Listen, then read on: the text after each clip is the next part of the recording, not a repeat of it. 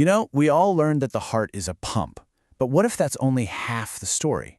Today, we're diving into a revolutionary way of looking at circulation that could honestly change how you think about health, fitness, and movement forever. So let's just jump right in with a really simple but kind of profound question.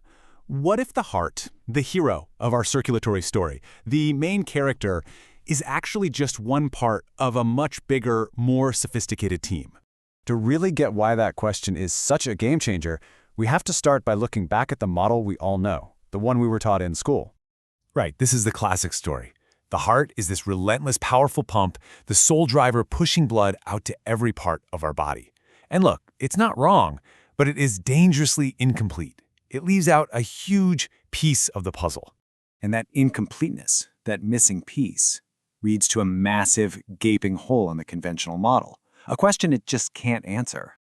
Okay, so look at this. On the left, we've got what we know. The heart pushes blood out. Simple enough. But then you look at the right and ask the obvious question. How does all that blood get back? I mean, think about it. From your feet, fighting gravity the entire way, the standard model doesn't really have a good answer for that. Well, it turns out the answer doesn't lie in the heart alone. It lies in a whole team of, let's call them hidden pumps, working all over your body, helping the heart out with every single move you make. So here's the big idea. Circulation is not a one-organ show. It is a full-body system. The heart might be the main engine, sure, but this augmented circulatory system is what keeps that engine supplied and running smoothly. All right, so let's meet the team. First up, you've got your muscles. Every time you contract a muscle, like in your calves when you walk, it literally squeezes the veins and pushes blood back toward the heart. Then there's the respiratory pump. Just by breathing, you create pressure changes in your chest that pull blood upwards. Even your connective tissue, your fascia, gets in on the action, helping to circulate fluid. And your arteries themselves are elastic, recoiling after each beat to keep the blood moving. It's this incredible, coordinated team effort. And this is where it gets really practical, because it forces us to take a hard look at how we exercise.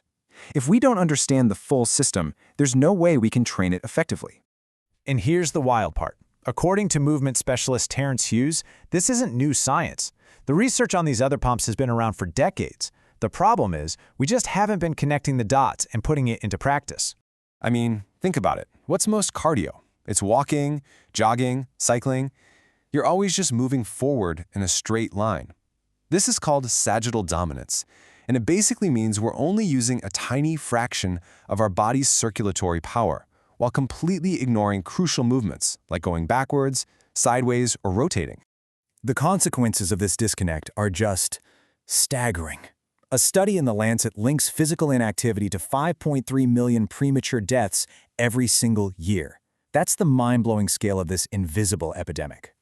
And the problem isn't just about not exercising. As this quote nails it, the gym session does not cancel the day of sitting. You can't just have 1 hour of intense activity and then expect it to make up for 23 hours of keeping your augmented circulatory system switched off. So what happens when we finally start using the entire system the way it was designed? This right here is where our entire understanding of health and exercise gets a complete reboot. See, we tend to think about things with simple addition. You know, one pump plus another pump plus another. 1 + 1 = 2. But that is the old, incomplete way of thinking. That is absolutely not how this works. Their power isn't additive. In reality, the power is multiplicative. It's all about synergy. The math we learned in school just doesn't apply here.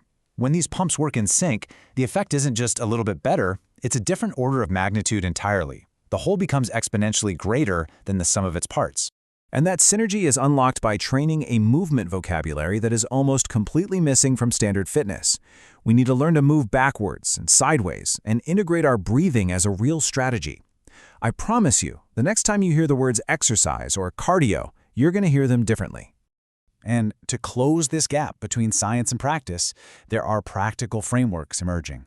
One great example is the WAVE protocol, which is a system designed specifically to re-engage all 5 of these components and teach the body to move as one complete coordinated circulatory unit again. So the crucial point, the big takeaway is this. To truly care for your heart, you have to engage your entire body. Your movement shouldn't be about isolating a single engine. It should be about conducting a whole symphony of systems. The heart doesn't work alone, and now you know, neither should your movement practice.